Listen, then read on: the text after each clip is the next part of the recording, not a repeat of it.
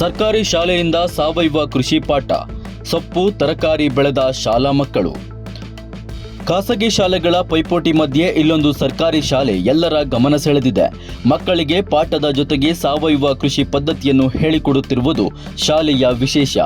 ದಕ್ಷಿಣ ಕನ್ನಡ ಜಿಲ್ಲೆಯ ಬೆಳ್ತಂಗಡಿ ತಾಲೂಕಿನ ಕುತ್ಲೂರಿನ ಸರ್ಕಾರಿ ಹಿರಿಯ ಪ್ರಾಥಮಿಕ ಶಾಲೆಯ ಯಶಸ್ಸಿನ ಯಶೋಗಾಥೆ ಇಲ್ಲಿದೆ.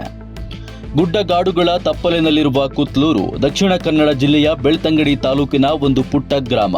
ಹಸಿರಿನ ಸೊಬಗು, ಪ್ರಕೃತಿಯ ರಮಣೀಯ ನೋಟದ ಜೊತೆಗೆ ಇಲ್ಲಿನ ಸರ್ಕಾರಿ ಶಾಲೆಯ ಕೈದೋಟ ಮನಮೋಹಕವಾಗಿದೆ. ಪಠ್ಯದ ಜೊತೆಗೆ ಸಾವಯವ ಕೃಷಿ ವಿಧಾನಗಳನ್ನು ಅಳವಡಿಸಿಕೊಂಡಿರುವ ಶಾಲೆಯ ಸಿಬ್ಬಂದಿ ಹಾಗೂ ಮಕ್ಕಳು ಸೊಪ್ಪು ತರಕಾರಿಗಳನ್ನು ಬೆಳೆದು ಶಾಲೆಯ ಮಧ್ಯಾಹ್ನದ ಬಿಸಿಯೂಟಕ್ಕೆ ಬಳಸಿಕೊಳ್ಳುತ್ತಿದ್ದಾರೆ. ಸಂಪೂರ್ಣ ಸಾವಯವ ಗೊಬ್ಬರ ಬಳಕೆ ಮಾಡಲಾಗುತ್ತಿದ್ದು, ಬೆಂಡೆಕಾಯಿ, ಅಲಸಂದೆ, ಹೀರೆಕಾಯಿ, ಬದನೆ, ಸೋರೆಕಾಯಿ, ಕುಂಬಳಕಾಯಿ, ನುಗ್ಗೆಕಾಯಿ ಸೇರಿದಂತೆ ಹಲವು ತರಕಾರಿಗಳನ್ನು ಬೆಳೆಯುತ್ತಿರುವ ಮಕ್ಕಳ ಪರಿಶ್ರಮಕ್ಕೆ ಮುಖ್ಯಮಂತ್ರಿ ಸಿದ್ದರಾಮಯ್ಯ ಅವರು ಸಹ ಶ್ಲಾಘನೆ ವ್ಯಕ್ತಪಡಿಸಿದ್ದಾರೆ. ಸ್ವಚ್ಛಂದವಾದ ವಾತಾವರಣದಲ್ಲಿ ಬೆಳೆದಿರುವ ಸಾವಯವ ತರಕಾರಿಗಳನ್ನು ನೋಡುವುದು ಒಂದು ಅಂದ. ಈ ಕಾರ್ಯಕ್ಕೆ ಸುತ್ತಮುತ್ತಲಿನ ಜನರು ಸಹ ಮೆಚ್ಚುಗೆ ವ್ಯಕ್ತಪಡಿಸಿದ್ದಾರೆ. ಈ ಕುರಿತು ದೂರದರ್ಶನದೊಂದಿಗೆ ಶಾಲೆಯ ವಿದ್ಯಾರ್ಥಿ ಚಿರಂಜೀವಿ, ಶಾಲೆ ಮುಗಿದ ಬಳಿಕ ಕೃಷಿ ಚಟುವಟಿಕೆಯಲ್ಲಿ ಭಾಗಿಯಾಗುತ್ತೇನೆ. ನಾವು ಇಲ್ಲಿ ಬೆಳೆದ ತರಕಾರಿಗಳನ್ನೇ ಮಧ್ಯಾಹ್ನದ ಬಿಸಿಯೂಟಕ್ಕೆ ಬಳಸಿಕೊಳ್ಳುತ್ತಿದ್ದೇವೆ ಎಂದು ಹೇಳಿದರು. ವಿದ್ಯಾರ್ಥಿ ರಿಷಿಕ್ ಕಲಿಕೆಯ ಜೊತೆಯಲ್ಲೇ ಕೃಷಿ ಚಟುವಟಿಕೆಯಲ್ಲಿ ಭಾಗಿಯಾಗುತ್ತಿರುವುದು ಸಂತಸ ತಂದಿದೆ. ಇದರಿಂದ ಸಾವಯವ ಕೃಷಿ ವಿಧಾನಗಳನ್ನು ತಿಳಿದುಕೊಳ್ಳಲು ಸಹಕಾರಿಯಾಗಿದೆ ಎಂದರು. ಗುಡ್ಡಗಾಡುಗಳ ತಪ್ಪಲಿನಲ್ಲಿರುವ ಕುತ್ಲೂರು ದಕ್ಷಿಣ ಕನ್ನಡ ಜಿಲ್ಲೆಯ ಬೆಳ್ತಂಗಡಿ ತಾಲೂಕಿನ ಒಂದು ಪುಟ್ಟ ಗ್ರಾಮ. ಹಸಿರಿನ ಸೊಬಗು, ಪ್ರಕೃತಿಯ ರಮಣೀಯ ನೋಟದ ಜೊತೆಗೆ ಇಲ್ಲಿನ ಸರ್ಕಾರಿ ಶಾಲೆಯ ಕೈದೋಟ ಮನಮೋಹಕವಾಗಿದೆ. ಪಠ್ಯದ ಜೊತೆಗೆ ಸಾವಯವ ಕೃಷಿ ವಿಧಾನಗಳನ್ನು ಅಳವಡಿಸಿಕೊಂಡಿರುವ ಶಾಲೆಯ ಸಿಬ್ಬಂದಿ ಹಾಗೂ ಮಕ್ಕಳು ಸೊಪ್ಪು ತರಕಾರಿಗಳನ್ನು ಬೆಳೆದು ಶಾಲೆಯ ಮಧ್ಯಾಹ್ನದ ಬಿಸಿಯೂಟಕ್ಕೆ ಬಳಸಿಕೊಳ್ಳುತ್ತಿದ್ದಾರೆ.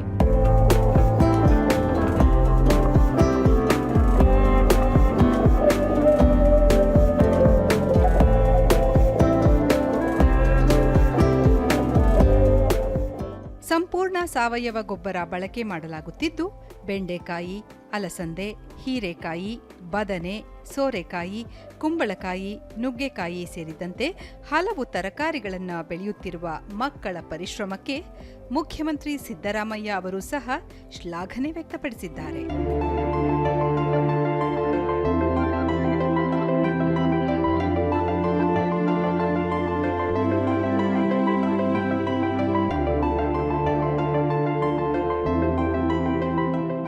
ಸ್ವಚ್ಛಂದವಾದ ವಾತಾವರಣದಲ್ಲಿ ಬೆಳೆದಿರುವ ಸಾವಯವ ತರಕಾರಿಗಳನ್ನು ನೋಡುವುದು ಒಂದು ಅಂದ. ಈ ಕಾರ್ಯಕ್ಕೆ ಸುತ್ತಮುತ್ತಲಿನ ಜನರು ಸಹ ಮೆಚ್ಚುಗೆ ವ್ಯಕ್ತಪಡಿಸಿದ್ದಾರೆ.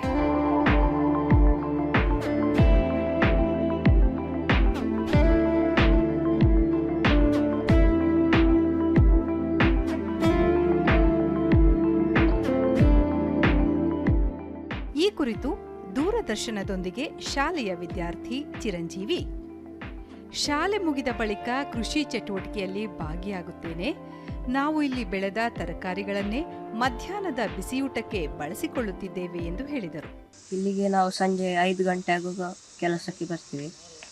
ಬಂದು ಇಲ್ಲಿ ನೀರು ಬಿಡುದು, ಗೊಬ್ಬರದ ನೀರು ಬಿಡುದು, ಮತ್ತು ಗಿಡಕ್ಕೆ ಎಂಥ ಪೋಷಕಾಂಶ ಬೇಕು ಅದನ್ನೆಲ್ಲ ಗೊಬ್ಬರದಲ್ಲಿ ಹಾಕುದು, ಮತ್ತು ಎಲ್ಲ ಕೆಲವು ಚಪ್ಪರ ಹಾಕುದು ಎಲ್ಲ ಮಾಡ್ತಾ ಇರ್ತೇವೆ.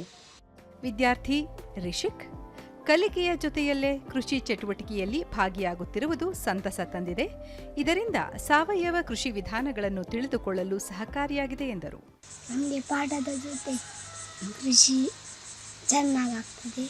ಶಾಲೆ ಬಿಟ್ಟ ನಂತರ 5 ಗಂಟೆಗೆ ಬಂದು ಇಲ್ಲಿ ಕೆಲಸ ಮಾಡ್ತೀವಿ. ಸಗಣಿ ನೀರು ಮತ್ತು ಸ್ಪ್ರಿಂಕ್ಲರ್ ಗಿಡ ನೆಡ್ತೀವಿ. ಆ ತರಕಾರಿ ಬಿಸಿಯೂಟಕ್ಕೆ ನಾವು ಬಳಸ್ತೀವಿ.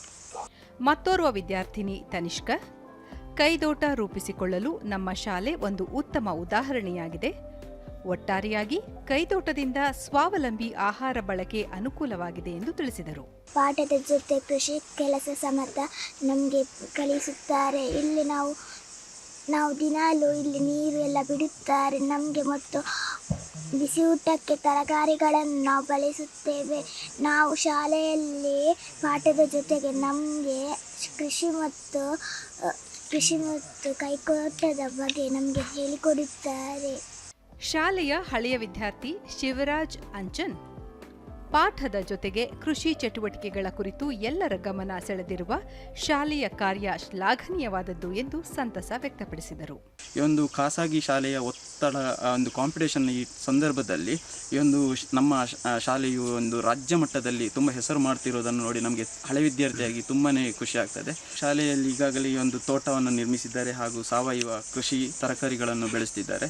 ಅದನ್ನು ನೋಡಿ ನಮಗೆ ಅಂತೂ ಇದರಲ್ಲಿ ಕೂಡ ಮಕ್ಕಳು ತಮ್ಮನ್ನು ತಾವು ತೊಡಗಿಸಿಕೊಂಡಿರುವುದು ನಮಗೆ ತುಂಬಾ ಹೆಮ್ಮೆ ಅನಿಸ್ತದೆ. ಶಿಕ್ಷಕರ ಸಂಘದ ಅಧ್ಯಕ್ಷ ರಾಮಚಂದ್ರ ಭಟ್ ಶಾಲಾ ಪರಿಸರದಲ್ಲಿ ಮಕ್ಕಳಿಗೆ ಕೃಷಿ ಚಟುವಟಿಕೆ ಕುರಿತು ಅರಿವು ಮೂಡಿಸುವುದು ಸೇರಿದಂತೆ ಸ್ವಾವಲಂಬಿ ಕೃಷಿಯ ಕುರಿತು ಅರಿವು ಮೂಡಿಸಲಾಗುತ್ತಿದೆ.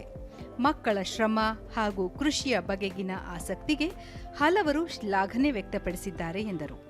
ಎಲ್ಲ ಸಾವಯವ ಕೃಷಿಯಿಂದ ಮಕ್ಕಳ ಬಿಸಿಯೂಟಕ್ಕೆ ನಾವು ಬಳಸಬೇಕು ಅಂಥೇಳಿ ನಾವು ಇರೋದೇ ಅದನ್ನು ಬಿಸಿಯೂಟಕ್ಕೆ ಈಗ ಅಂತೂ ನಾವು ತರಕಾರಿ ತರುವಂಥ ಪ್ರಮೇಯವೇ ಇಲ್ಲ. ಅದರಿಂದ ಹೆಚ್ಚಾಗಿ ಉಳಿದದನ್ನು ನಾವು ಬೇರೆ ಬೇರೆ ದೇವಸ್ಥಾನಗಳ ಜಾತ್ರೋತ್ಸವಕ್ಕೆ ಸಹ ಕಳಿಸಿದ್ದೇವೆ. 100ಕ್ಕಿಂತ ಹೆಚ್ಚು ಮಕ್ಕಳ ದಾಖಲಾತಿ ಹೊಂದಿರುವ ಕುತ್ಲೂರಿನ ಶಾಲೆಯ ಕೃಷಿ ಚಟುವಟಿಕೆಯ ಕಾರ್ಯ